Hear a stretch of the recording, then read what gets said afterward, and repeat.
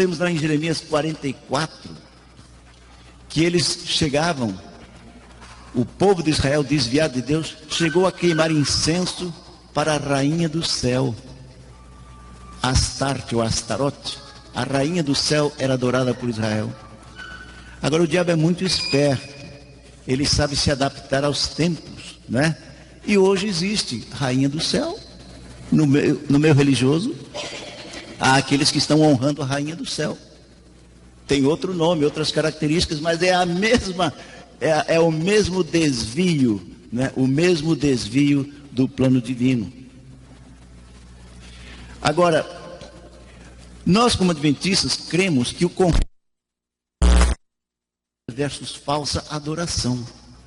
E nós ressaltamos aqui a mensagem do primeiro anjo, que fala o evangelho, essa ênfase na criação por Deus no mundo em 6 dias literais e a santificação do 7º dia.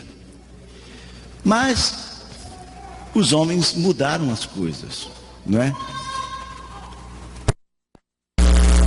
Dos que se dizem cristãos não respeita este princípio do sábado. E é interessante, eles consideram muitas vezes os adventistas como heterodoxos ou até heréticos, que são diferentes, como se nós aqui nos desviássemos. E na verdade é interessante, como eu disse, em 5 pontos, os adventistas são os que estão preservando a mais legítima tradição protestante. Querem ver? 5 pontos, quais são? O que os protestantes oficialmente ensinam em seus documentos de fé, como a Confissão de Fé de Westminster, a Confissão Batista de 1689, não é? O Catecismo Menor de Lutero, a Igreja da Inglaterra, a Confissão Helvética e muitos outros documentos. Seguem ser cristãos como lei moral de Deus. Isso não é ideia de adventista, não. Alguém talvez diga, grande coisa, eu não sou da igreja histórica, eu sou pentecostal. Pois a igreja pentecostal confirma isso. Está lá, na Bíblia de Estudo e Aplicação Pessoal, da Casa Publicadora das Assembleias de Deus. Sabe o que diz lá? Os 10 mandamentos são a lei de Deus, igual 3 milênios atrás. Sempre foi e deve ser respeitado como a lei de Deus, porque ele reflete o caráter de Deus e reflete a vontade de como Deus quer que o povo viva. Bíblia de Estudo e Aplicação Pessoal, página 237. Os pentecostais confirmando os que os luteranos, batistas, presbiterianos, metodistas, congregacionais, anglicanos sempre ensinaram. Segundo, nós cremos que o sábado é um preceito de caráter moral e universal, porque foi estabelecido lá no início por Deus, quando santificou o 7º dia. A palavra santificar significa separar para uso dedicado a Deus, a divindade. Deus santificou o 7º dia. Ideia de adventista? Ideia de Lutero, Calvino, Wesley, dos documentos históricos da igreja cristã. Está lá nos documentos de luteranos, presbiterianos, batistas, metodistas, congregacionais, anglicanos.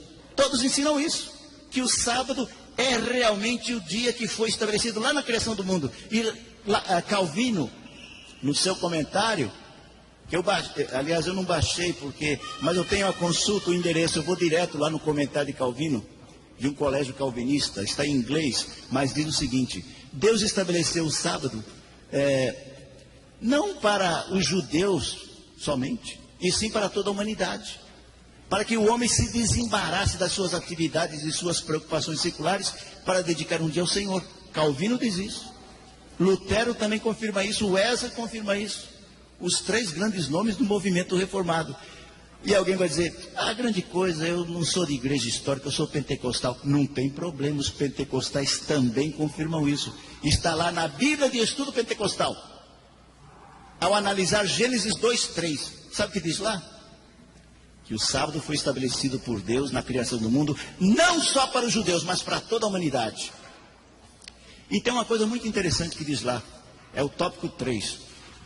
Assim como o sábado era o sinal entre Deus e seu povo, o dia de repouso do cristão, que eles interpretam como domingo, nós já vamos ver sobre isso, é o sinal entre Deus e seus filhos, os cristãos. É o sinal, hein? Eles reconhecem que o princípio do dia de repouso é o sinal entre Deus e seus filhos. Claro, porque o ateu, o materialista e o crente relapso, comodista, não se caracteriza como aquele que dedica 24 horas por semana para Deus.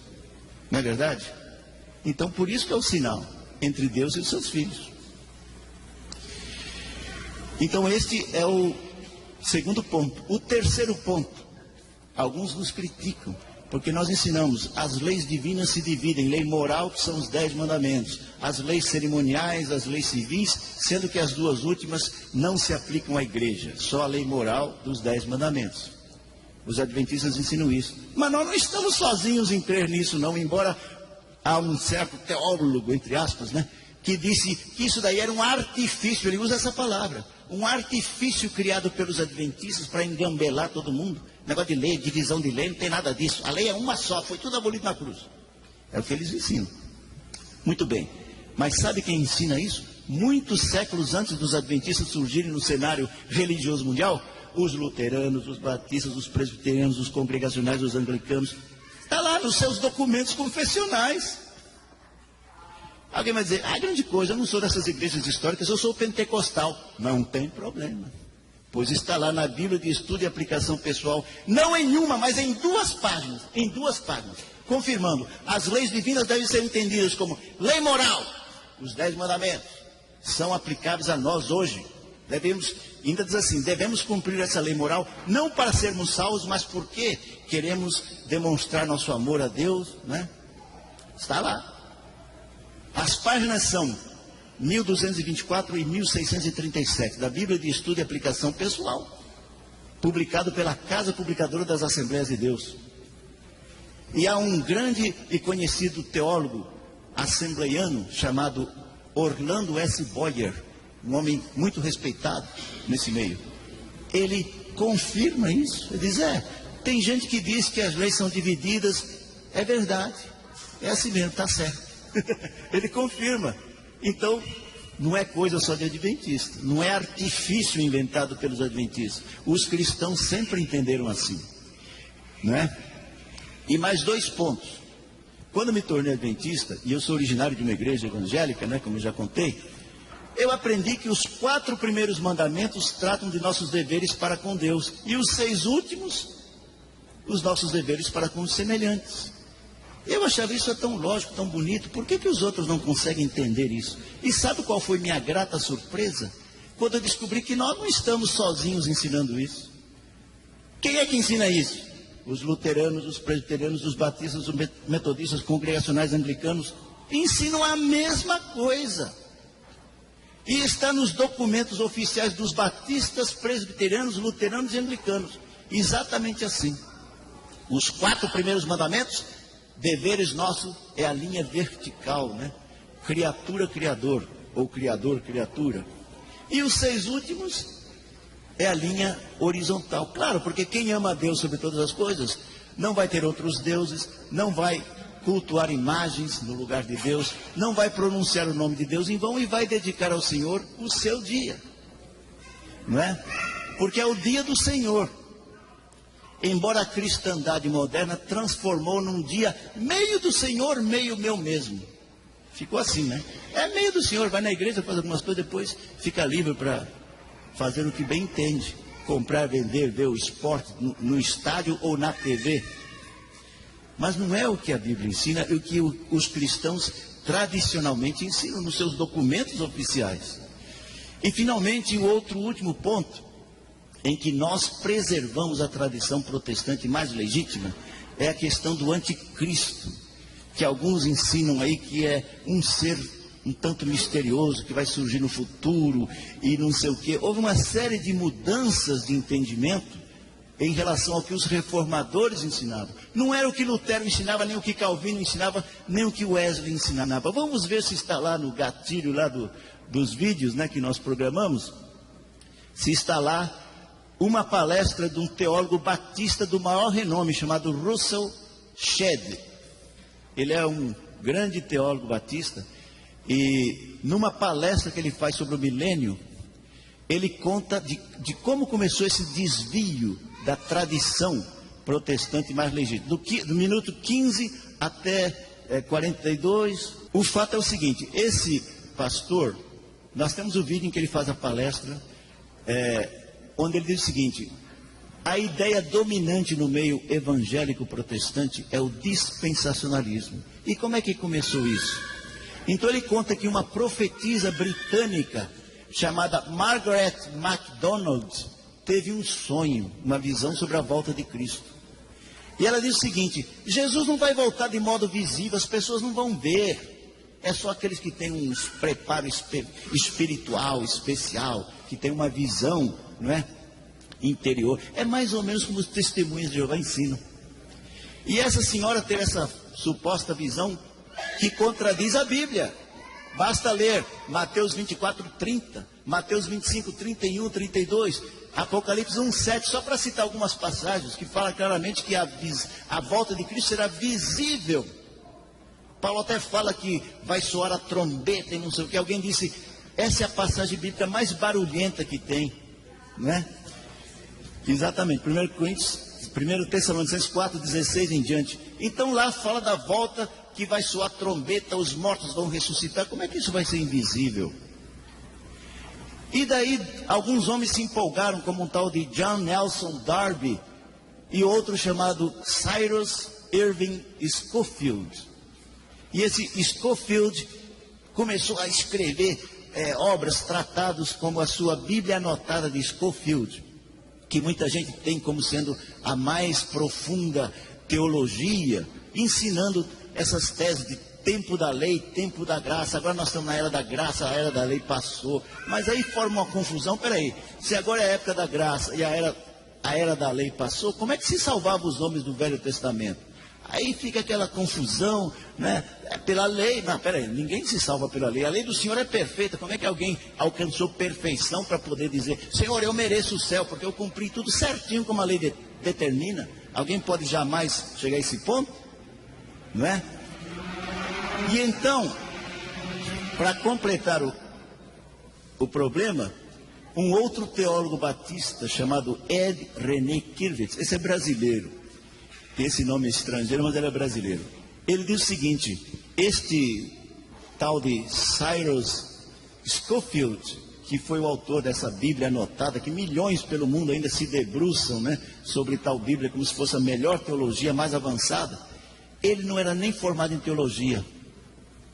Ele era um despreparado nesse campo, né? Um homem que não tinha nem formação teológica é o grande teólogo do dispensacionalismo. E é a visão dominante nos meios religiosos modernos, evangélicos, protestantes. Então eles se desviaram da tradição que nós mencionamos, dos luteranos, presbiterianos, batistas, metodistas. E outra coisa, os documentos dessas igrejas, nenhum deles foi descartado, desqualificado, né, desfeito. Eu nunca ouvi falar que os batistas se reuniram em Assembleia Mundial para dizer: olha gente, vamos mudar a nossa crença oficial, então esse negócio que tem que dedicar um dia ao Senhor está errado. Agora é dia nenhumismo, não tem mais dia para dedicar a Deus, que é o que o mundo protestante ensina. Agora, quem é que desviou a atenção do mundo para isso? Não seria o mesmo ser que no passado desviava o povo de Deus da genuína adoração através da idolatria? Não é? Não tenho dúvida.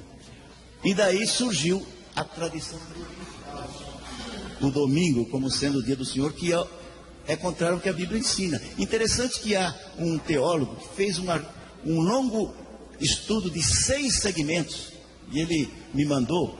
Ele publicou num blog calvinista, ele é calvinista. O nome dele é Gunnar Wingren Lima Ferreira, o nome completo dele, Gunnar Wingren Lima Ferreira. Ele diz o seguinte: esses que ensinam que não há dia nenhum mais a guardar, que agora é era da lei, da graça, que suplantou a lei, são heréticos. Ele usa essa terminologia. Eles são heréticos. Interessante, né? E nós é que somos considerados heréticos. E no próprio meio evangélico surgem aqueles que dizem: esses tais aí que estão ensinando essas coisas são heréticos. Agora, ele defende o domingo como sendo o 4º mandamento a ser cumprido pela igreja. Mas é interessante que chega no final, Sabem que ele diz, depois de um longo estudo provando que o dispensacionalismo está errado, ele diz o seguinte: é verdade que não se pode demonstrar pela Bíblia o batismo de crianças, não é? Que é a prática da igreja dele, como também não se pode provar pela Bíblia que o domingo tomou o lugar do sábado. Eu escrevi para ele no blog dele: o senhor está de parabéns, é verdade, não há prova bíblica nem de uma coisa nem de outra. Ele mesmo reconhece, não há prova bíblica, como provar pela Bíblia que o domingo tomou o lugar do sábado. Assim como não há prova bíblica de batizar criança, nenenzinhos de colo, né? O irmão lá está com um neném novo lá em casa, vai batizar, irmão, agora esses dias? Mas agora? Não, mas o batismo é só pingar assim na cabeça.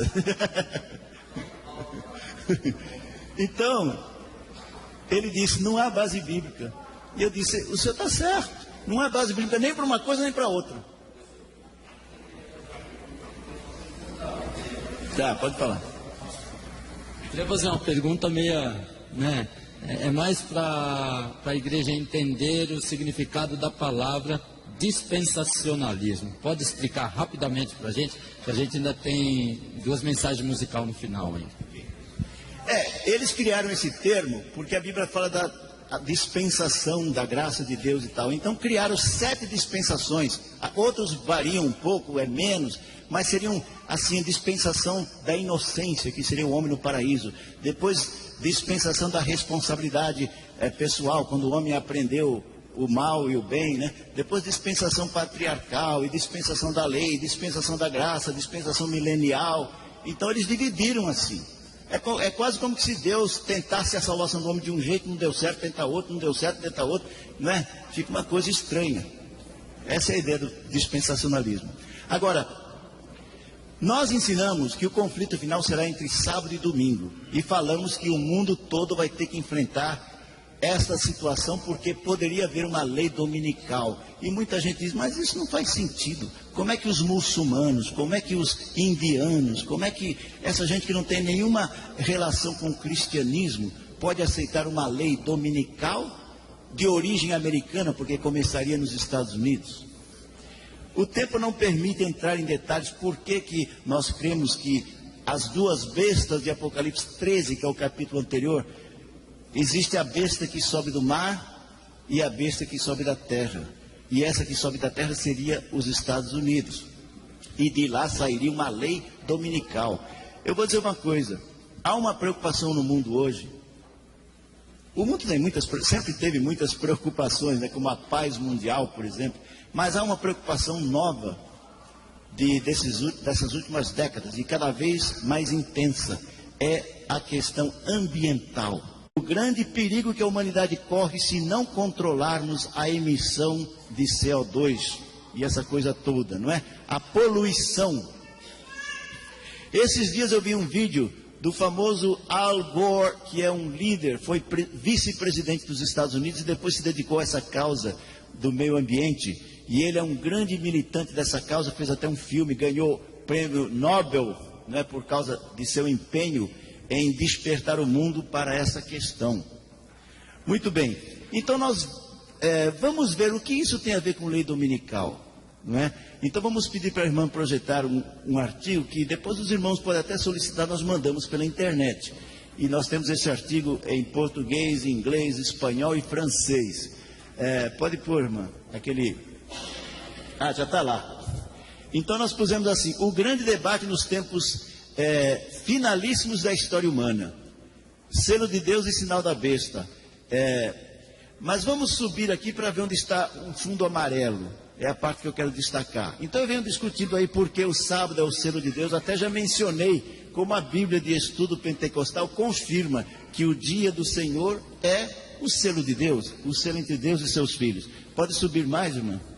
Então é o seguinte, o Papa Bento XVI, ele disse num discurso em Viena o seguinte: a humanidade precisa descobrir a dimensão ecológica do domingo. Lembrem-se que antes disso ele redigiu um documento, uma carta pastoral chamada Die Domines, foi lida pelo Papa João Paulo II. E o que diz essa carta? Que devemos valorizar o domingo mais e mais. E que os católicos devem se empenhar junto a seus legisladores para preservar essa tradição da igreja. Houve um documento papal lido, e quando o Papa diz isso, não era apenas um artigo para reflexão, não. É uma política a ser implementada. Esse é o objetivo. E estão trabalhando, e existe na Europa agora uma comissão de defesa do domingo, para fechar os estabelecimentos no domingo. E interessante que eu vi recentemente o que eles disseram. Nós tivemos apoio dos muçulmanos, que realmente acham que devem preservar o domingo, né, e fechar os estabelecimentos para o povo ter mais acesso às suas famílias. Há um caráter social que até tem fundamento, não é? Tem fundamento lógico. E daí, ele fala uma porção de coisa, o tempo está meio apertado, mas quem quiser pode nos pedir, nós mandamos esse artigo, e sem esse fundo amarelo para ficar mais fácil. Pode subir mais um pouco, irmão. Pode subir, ou descer, né? Descer. Mais, outro fundo amarelo, irmão. Onde tiver outro fundo amarelo. Muito bem, aí. Houve um artigo de página inteira, eu ouvi menção a esse artigo da revista, ou melhor, do jornal The Guardian, da Inglaterra. Quando eu vi assim, eu falei, não, eu quero ir à fonte mesmo, eu gosto de comprovar coisas. Aí fui na redação da Guardian, naquela data, e encontrei o artigo e traduzi. É um líder indiano, que ele diz o seguinte: o problema ecológico que nós enfrentamos é fácil de resolver. É só parar todo o movimento de carros, um dia por semana. E já que o costume da maioria é que no domingo tenha um dia de folga, esse seria o dia ideal. Então vamos transformar o domingo no dia de Gaia. O que é Gaia? Alguém sabe? A nova era chama a Terra de uma deusa chamada Gaia. Seria uma deusa. Vamos respeitar a deusa Gaia. E vamos transformar o domingo no dia da deusa Gaia. Percebe aí como os não cristãos vão sendo engambelados nessa história de dedicar um dia a Deus ou à família e tal? Pois não, irmão?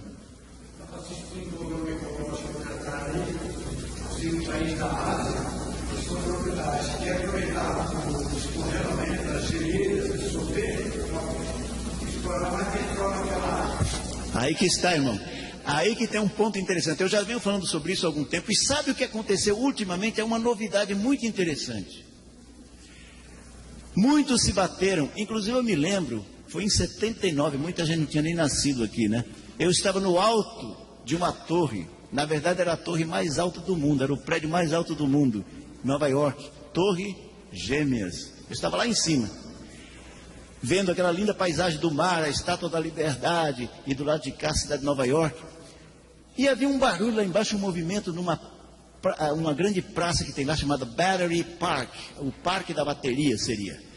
E o que havia ali?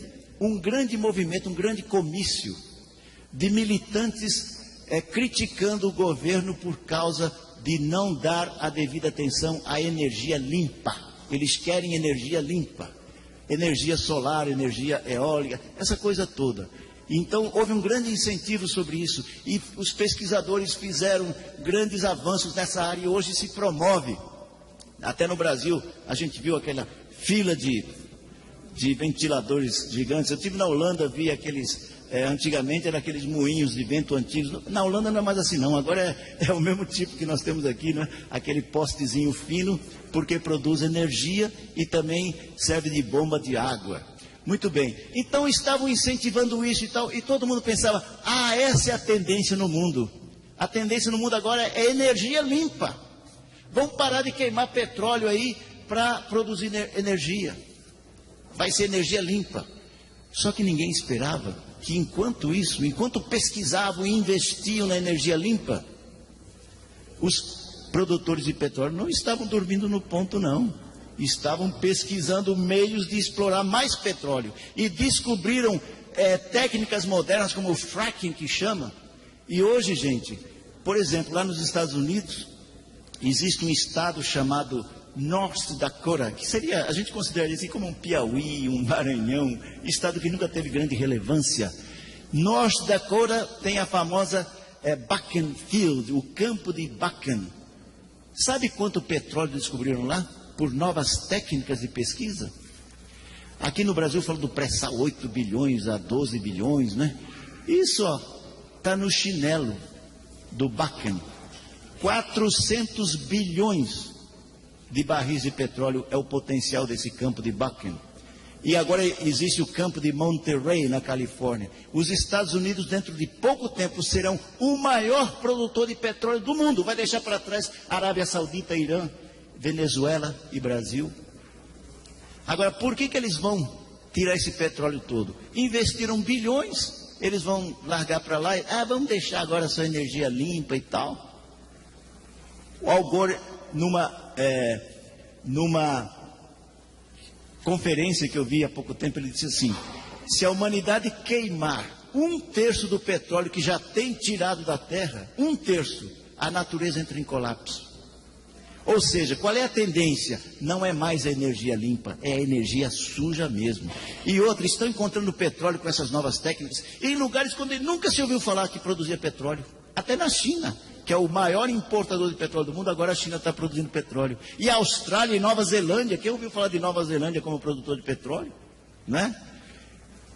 E Líbano também encontraram petróleo lá, e Israel, na costa de Israel também tem petróleo, não sei mais aonde, na África. E estão encontrando petróleo adoidado por aí. E a gente fica preocupado que o Brasil investiu bilhões com esse pré-sal, pensando, a gente vende o petróleo a preço X, que é o preço de mercado atual. O preço, só está caindo. Quando eu morava nos Estados Unidos, a gasolina estava mais de $4 o litro, já caiu abaixo de 3.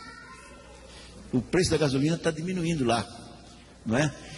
Então, qual é a tendência? Eles não vão abandonar as pesquisas, não é, já iniciadas da energia limpa, mas a tendência humana é essa, e vão engavetar, né? Porque é mais complicado resolver. Muito mais fácil é tirar ali, que já está prontinho. E existem os interesses milionários aí por trás. Existe o lobby dos produtores junto aos governantes. Então o que vai acontecer? A poluição só tende a crescer no mundo.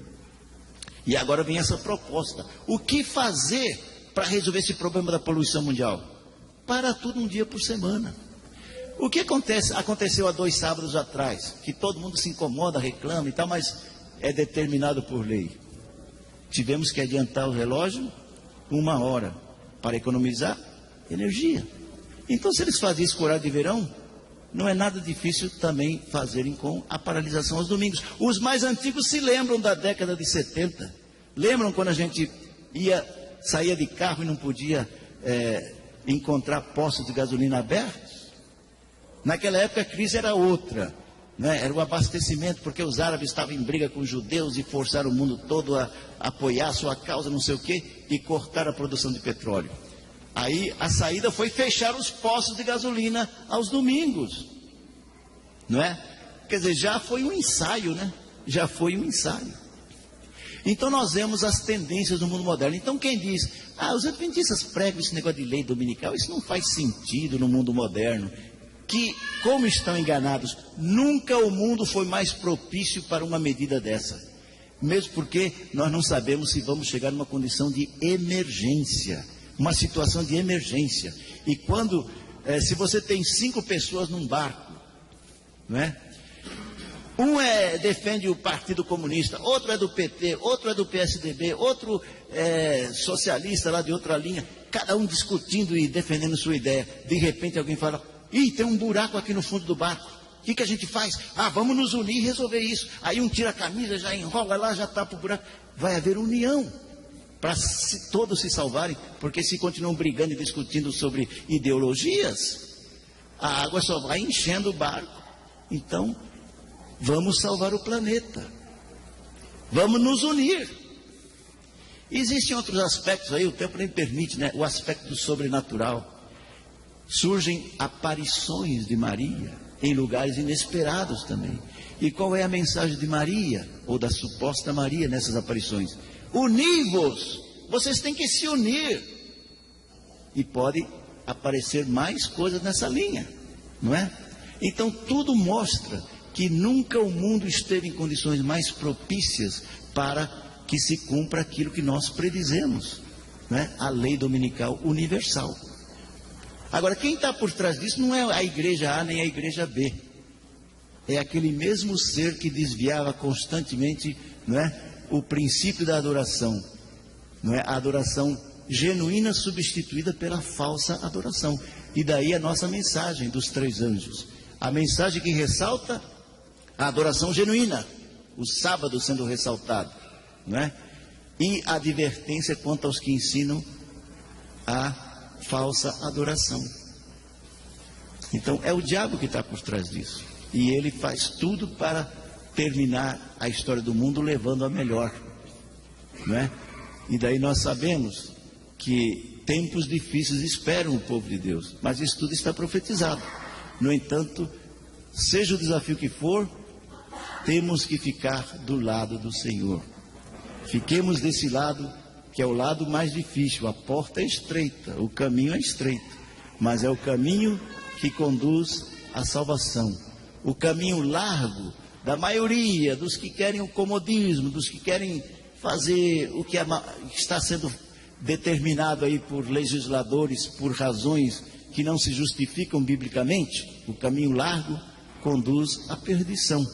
Que Deus nos abençoe, que nós sejamos proclamadores dessa mensagem para recebermos o selo de Deus e não o sinal da besta, que é um acontecimento futuro. Nós não dizemos que alguém tem o sinal da besta, mesmo porque não existe nenhuma parte do mundo em que não se possa comprar nem vender por causa do sinal da besta. Então quem diz, os adventistas dizem que quem guarda o domingo ou quem não guarda o sábado tem o sinal da besta. Não é verdade. Nós não dizemos isso. Isso é um acontecimento futuro ainda. Mas os sinais estão aí, né? De que esse tempo está bem próximo. Que Deus então nos abençoe a permanecermos firmes do lado da verdade. Amém?